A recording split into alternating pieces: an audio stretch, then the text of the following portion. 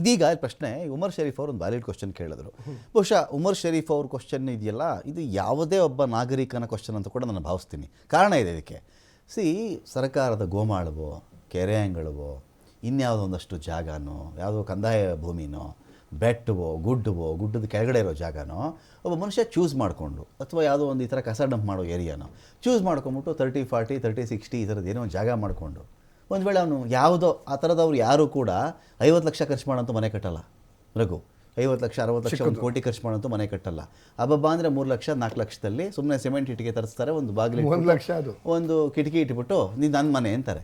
ಇದೇ ಮೆಥಡಲ್ಲಿ ನೀವೇನಾದರೂ ಇದಕ್ಕೆ ಪರಿಹಾರ ಕೊಟ್ಟುಬಿಟ್ರೆ ಹೊಡೆದಿದ್ದು ಯಾಕೆ ಅಂತ ಫಸ್ಟ್ ಕ್ವಶನ್ ಬರುತ್ತೆ. ಹೊಡೆದಿದ್ದು ಯಾಕೆ? ನೀವು ಇಲ್ಲಿ ಈ ಒಂದು ಬಿಲ್ಡಿಂಗ್ ಹೊಡಿಬೇಕಾದ್ರೆ ರಘು ಕಡಿಮೆ ಪ್ರೊಸೀಜರ್ಸ್ ಇರಲ್ಲ. ಯಾರೇ ಮಾಡೋದು, BJP ಮಾಡಿದ್ರು ಇದೇ ಮಾತೆ, ಕಾಂಗ್ರೆಸ್ ಮಾಡಿದ್ರು ಇದೇ ಮಾತೆ. ಅದನ್ನು ಚೆಕ್ ಮಾಡ್ತಾರೆ. ಇವನು ಇಲ್ಲಿ ಅವನ ಸರ್ಕಾರಿ ಲ್ಯಾಂಡ ಸರ್ವೆ ಮಾಡ್ತಾರೆ. ಒಂದು ಸಲ ಅಂತ 2 ಸಲ ಸರ್ವೆ ಮಾಡ್ತಾರೆ. ಕೆರೆ ಇತ್ತಾ, ಇದು ಗೋಮಾಳ ಇತ್ತಾ, ಇಲ್ಲಿ ಯಾವಾಗಿಂದ ಇದಿತ್ತು, ಸ್ಕೆಚ್ ತೊಗೋತಾರೆ, ಗೂಗಲ್ ಇಮೇಜ್ಗಳಿವೆ ಅಲ್ಲಿ. ಇದೆಲ್ಲ ಮಾಡಿಕೊಂಡು BDAಯಿಂದನೋ, ಈ ಕಡೆ BBMP ಕಡೆಯಿಂದನೋ, GBA ಕಡೆಯಿಂದನೋ, ತಹಶೀಲ್ದಾರ್ಗಳು, ಜಿಲ್ಲಾಧಿಕಾರಿ ಎಲ್ಲ ಚೆಕ್ ಮಾಡಿ, ಹೌದು ನಮ್ಮದು ಇಷ್ಟು ಕೋಟಿ ಬೆಲೆ ಬಾಳುವ ಇಷ್ಟು ಜಮೀನು ಸರ್ಕಾರದ ಒತ್ತುವರಿಯಾಗಿದೆ ಅಂದಮೇಲೆ ಒಡೆದು ಹಾಕೋದು. ಅಂಥ ಜಾಗದಲ್ಲಿದ್ದಂಥ ಮನೆ ಒಡೆದು ಹಾಕೋರು ನೀವೇ.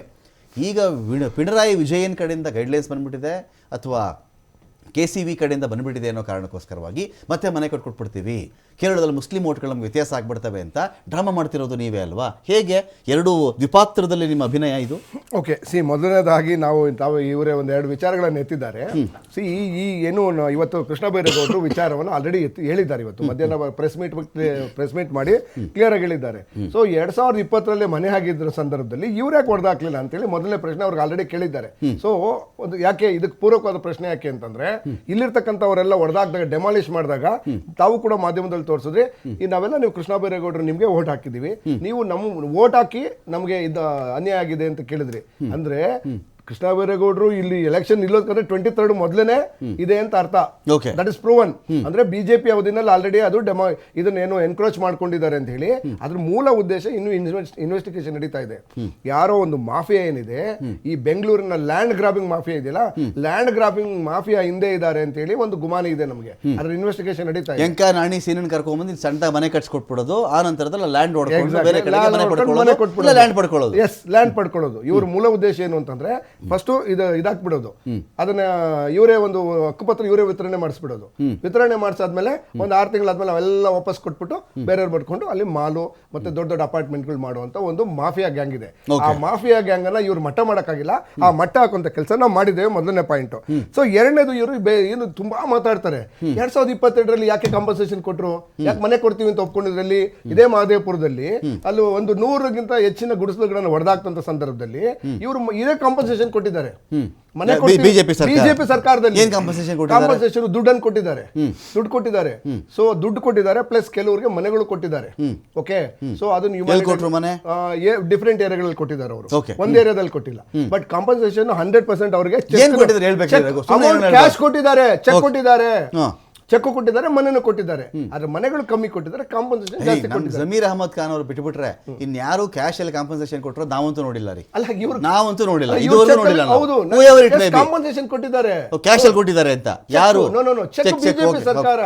ಬಿಜೆಪಿ ಸರ್ಕಾರ 2020 ಮತ್ತು 22ರಲ್ಲಿ ಆ 100 ಮನೆಗಳನ್ನು ಗುಡಿಸಲುಗಳನ್ನು ಹೊಡೆದಾಕಿದ್ರು. ಅವರು ಕಾಂಪನ್ಸೇಷನ್ ಕೊಟ್ಟಿದ್ದಾರೆ ಚೆಕ್ ಅಲ್ಲಿ.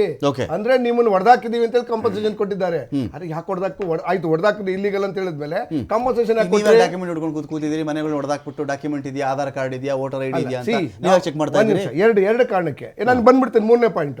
ಆಮೇಲೆ ಇದೇ ಇವ್ರದೇ ಬಿಜೆಪಿ ಸರ್ಕಾರ ಡೆಲ್ಲಿನಲ್ಲಿ ಏನ್ ಮಾಡಿದ್ದಾರೆ, ಇದನ್ನ ಇವ್ರದೇ ಬಿಜೆಪಿ ಸರ್ಕಾರ ಇದ್ದಿದ್ದು.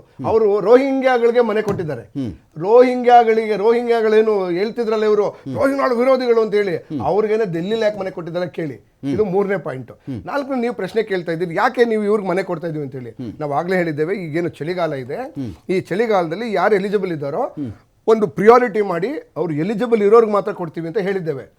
ಅದು ಚಳಿಗಾಲದಲ್ಲಿ ಹೊಡೆದಾಕಿದ್ರೆ ಅವ್ರಿಗೆ ಚಳಿಗಾಲದಲ್ಲಿ ಒಂದು ರೂಲ್ಗೆ ಬನ್ರಿ ನೀವು.